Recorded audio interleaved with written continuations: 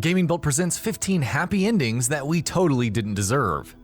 As an industry, we see a surprising number of sad endings, or at least endings that aren't exactly happy. Video game stories almost seem obsessed with ending on a grim note, which, mind you, I don't really have anything against, especially when said sad endings are well implemented. Perhaps it's because of this abundance of somber endings. When we actually get a happy one that is truly well executed, it stands out in memory even more. In this feature, we're going to take a look at what we feel have been 15 of the most impactful happy endings in games in recent years. Some of these might be partly happy, some might have more cheerful implications, while others might just be happy endings, period. Also, there will be spoilers ahead. I mean, it's a feature about endings, so you probably knew that, right? If we start talking about a game that you don't want spoiled, watch on at your own risk. XENOBLADE Chronicles 2. XENOBLADE Chronicles 2 could have easily been a game that ends on a depressing note, either on a small scale or a large scale, or hell, even both. But it stubbornly sticks to the themes and tones it exhibits, and concludes on a surprisingly positive note. In the grand scheme of things, the world of Alrest manages to break free from its never-ending cycle of death and decay, while on a more personal level, the story of Rex and Pyra ends on a fitting and cozy boy-meets-girl note. Uncharted 4. When Naughty Dog announced that Uncharted 4 would be Nathan Drake's last Uncharted outing ever, most, if not all, feared the worst. Killing him off right at the end would make sure that there would be no more Nathan Drake adventures, while 2013's The Last of Us had already proven to everyone that the studio isn't afraid to do bold and somber things. But Uncharted 4's ending was so much better and so much more satisfying than any of us could have ever imagined, wrapping up Nate's story in an amazing way, conclusively shutting the door on more adventures as him without having to resort to morbid twists, while still leaving the door open for more installments in the future even in the absence of Nate. You know what? The sun is up, boat's ready, wind is just right. You want to continue the story? I say we do it on the water. Come on. Well, wait, what'd Francis Drake look like? Was it gross? Actually, he wasn't in there. Yeah, just his journal, with a map to El Dorado. The City of Gold? That's the legend. Turns out it was just a statue. A cursed statue. No way, seriously? Yeah, seriously. But I'll get back to that later. See, the map led us to the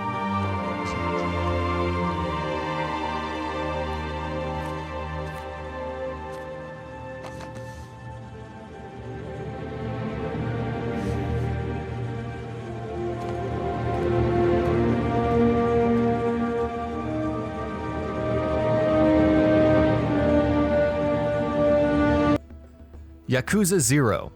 Yakuza 0 shows us the story that delves deep into the origins of series protagonist Kazuma Kiryu, as well as other fixtures through his life such as Majima. The story proves to be surprisingly affecting and effective, as we learn why Kiryu became the man he would go on to be in later years.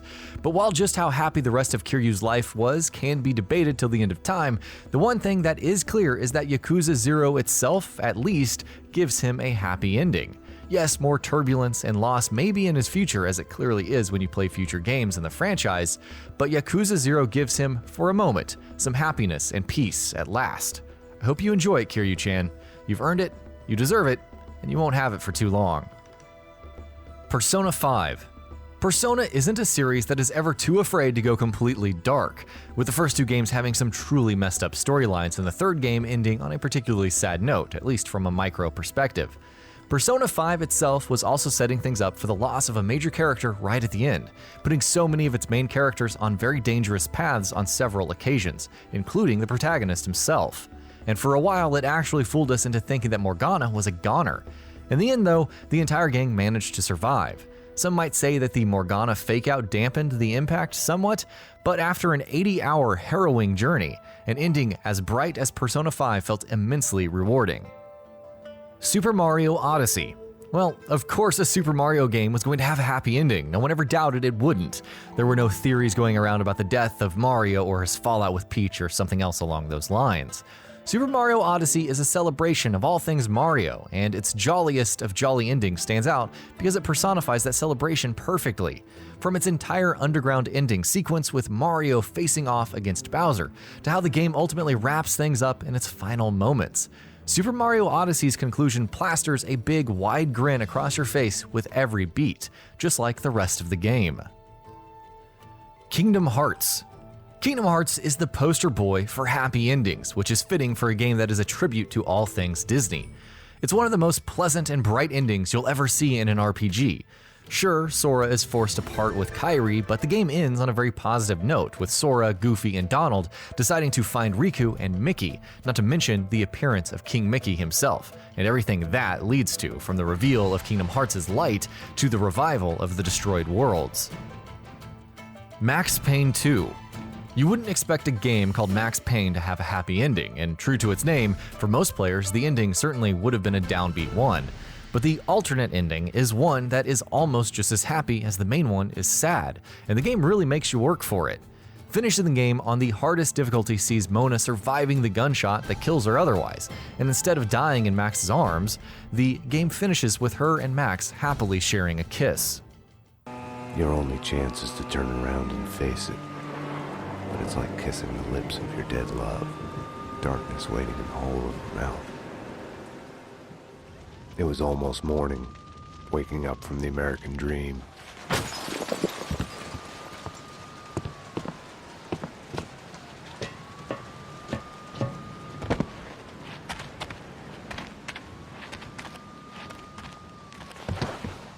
We are willing to suffer, to die for the things we care about, for love, for the right choices. Because of her, I had solved the case, my case, all of it. Who I am. Is it worth it? Saying that it never is would be a lie. Sometimes you get lucky. Sometimes something good comes out of it. Something you know you wouldn't deserve in a million years.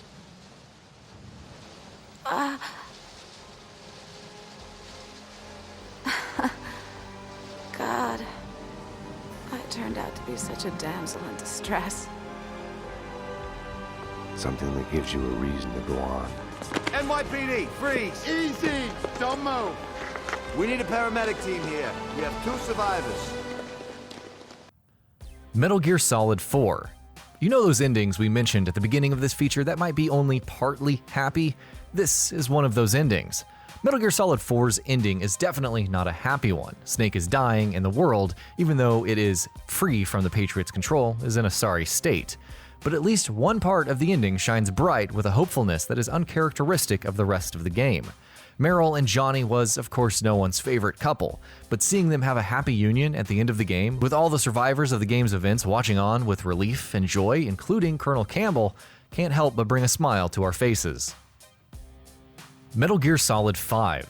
We get it. We see you frothing at the mouth, completely outraged at even the slightest suggestion that the Phantom Pain's ending was happy. An ending that on a meta level betrays the player, betrays its audiences, and one that on a simpler note sees Big Boss betraying 2 of his most trusted lieutenants in the most unpredictable fashion imaginable. An ending that has been called by many one of the worst, most unsatisfactory conclusions in any video game ever. A happy ending? But consider this. Nuclear disarmament. In so many ways, that is the message that so much of Metal Gear is trying to send, that Phantom Pain is trying to convey. The metagame about nuclear disarmament wants to achieve the ultimate aim of a world without nukes, and really, is there anything happier than that? Of course, that then leads into the events of Metal Gear 1 and 2, which opens another can of worms entirely, but let's not get into that. Vampire. Out of the 4 possible endings in Vampire, 2 of them are defined as good endings, and though the differences between them is not all that significant, other than the fact that one of them gives you an extra trophy or achievement, they both feel like a massive relief at the end of a harrowing, dark, and gothic journey. Sir William is killed, and as lovers, Jonathan and Elizabeth decide to find a cure for the vampiric curse, with one of the endings seeing them leave for a hopeful trip to America to look for the cure. We are creatures of blood, Elizabeth. Everything about us is in our blood. With time I could perfect the antidote William Marshall gave you. Trust me, for time is on our side. That is a risk I cannot take, Jonathan.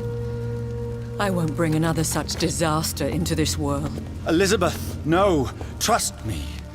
I can save you. How could I trust you, Jonathan? How could I take such a chance? I'll stay here with you then. As long as we must until I find a cure. You have no idea what you're talking about, Jonathan. Despite his madness, William was strong enough to starve for centuries. I doubt we can do the same. That's where you're wrong, Elizabeth. Since I murdered my poor Mary after my rebirth, I vowed to never take a life again, and I've succeeded. I'm not sure I have the strength of character. I'm not like William. I'm not like you. Let me teach you then. Come with me, my love. Oh, Jonathan, if only this could be true, but I really don't know. We'll run away. Go to the deepest forests, the highest mountains. Untouched by man, we'll hide in solitude until I find a cure. Do you trust me then? Until the end of the world, my love. The Witcher 3. The Witcher 3 had several endings, and some of them were not exactly happy. However, others were very heartwarming. The one we are specifically referring to sees Ciri taking on the life of a Witcher and choosing to live with Geralt in the wild as a pair of father and daughter Witchers. Add to that the possibility of Geralt also settling down with the love of his life, go Team Triss, and the entire conclusion gives you even more of a warm and fuzzy feeling. Of course, then there's the ending to Blood and Wine, which is so heartwarming it makes your heart burst. So, yeah, take your pick. Fallout 4. If you play your cards right, depending on your choices, Fallout 4 can end on a pretty bad note, but by that same token, it can also have a pretty happy ending, where things are relatively fine in the world. Well, other than the fact that it's still a nuclear wasteland, teeming with mutants, monsters, and bandits. Though it's not all that easy to achieve, Fallout 4's best possible ending lets you get to a point where you don't lose any of your beloved companions, and manages to maintain peace between the Brotherhood, the Minutemen, and Railroad. What's that? What about that messy business with the Institute? Well, yeah, let's just forget that ever happened, shall we? Final Fantasy 15. Yeah, again, we hear you. Final Fantasy 15. A happy ending? By the time the game ends, Luna has been dead years. Noctis has also died, and the world has only just come out of a long period of years where it was ruled over by a demonic tyrant that almost drove it to the brink of cataclysm. Well, none of that is happy. But Final Fantasy XV's conclusion is happy for entirely different reasons. It implies a future of happiness, a future full of hope. Noctis ascends to take his place with past kings of his line, rubbing shoulders with history's greatest kings, reunited with Luna. Not to mention the fact that Arden has been finally defeated. And then there's that final scene around the campfire. Do any of you have a lump in your throat, or is it just me? May you too know happiness.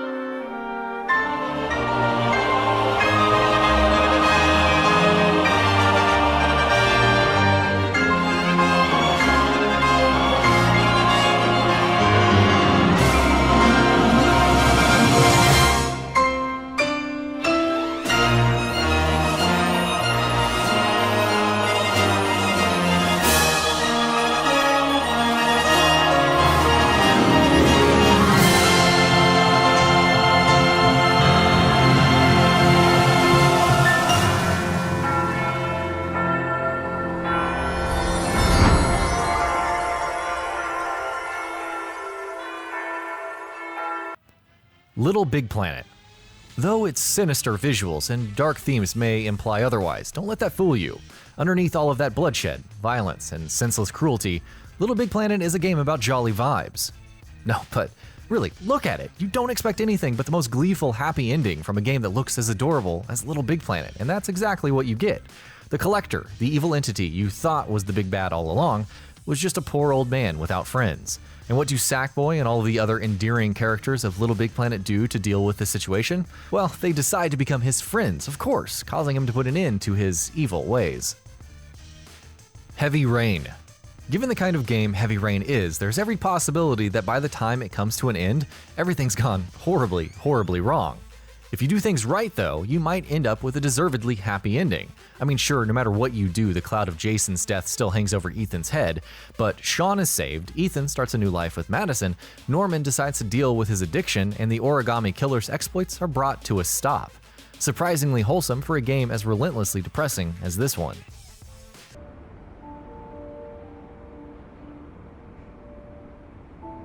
Let's just say a friend of a friend let me jump in line. If we like it, it's ours.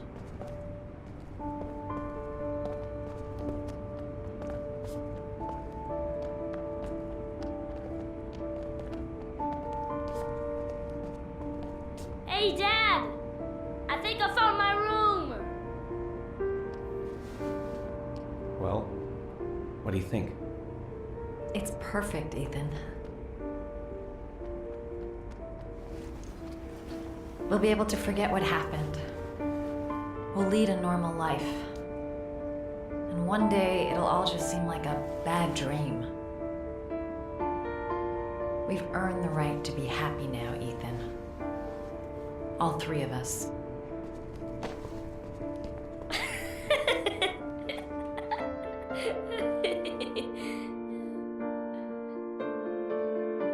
And that about does it for this video. If you enjoyed what you watched and want to see more from Gaming Bolt, you can always hit that subscribe button and turn on the bell icon next to it. That way you will never miss any of our videos.